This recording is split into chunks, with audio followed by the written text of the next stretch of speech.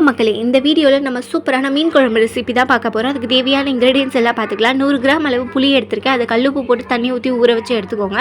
ஊறின புளி நல்லா கரைச்சி அதை வந்து ஒரு வடிகட்டியில் வடிகட்டி எடுத்துக்கோங்க. இப்போ அதில் தேவையான மசாலாஸ்லாம் போட்டு கரைச்சி வச்சு எடுத்துக்கலாம்.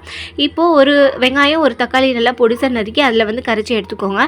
4 டேபிள் ஸ்பூன் அளவு குழம்பு மிளகாய் தூள், 2 டேபிள் ஸ்பூன் அளவு தனியாத்தூள் சேர்த்து நீங்கள் வந்து கரைச்சி எடுத்துக்கோங்க. உப்பு வேணும்னா நீங்கள் பார்த்து சேர்த்துக்கோங்க. இல்லைனா வந்து நீங்கள் வெங்காயம் தக்காளி வதக்க சொல்ல நீங்கள் வந்து சேர்த்துக்கலாம். கலருக்காக நீங்கள் யோசிச்சிங்கன்னா காஷ்மீரி மிளகாய் தூள் கூட சேர்த்துக்கோங்க. இப்போ ஒரு மண்பானை சட்டி வச்சு எண்ணெய் விட்டு நல்லெண்ணெய் விட்டு வதக்குனிங்கன்னா நல்லா டேஸ்ட்டாக ஃப்ளேவர்ஃபுல்லாக இருக்கும். எண்ணெய் காஞ்சதும் கடுகு சீரகம் வெந்தயம் போட்டு பொரிய விட்டுருங்க. அதுக்கப்புறம் கட் பண்ணி வச்சுருந்த வெங்காயம் பச்சை மிளகா கருவேப்பிலை எல்லாம் சேர்த்து நல்லா வதக்கி எடுத்துக்கோங்க. இப்போ வெங்காயம் வதங்கிறதுக்கு கொஞ்சமாக கல்லுப்பு சேர்த்து நல்லா வதக்கி எடுத்துக்கோங்க.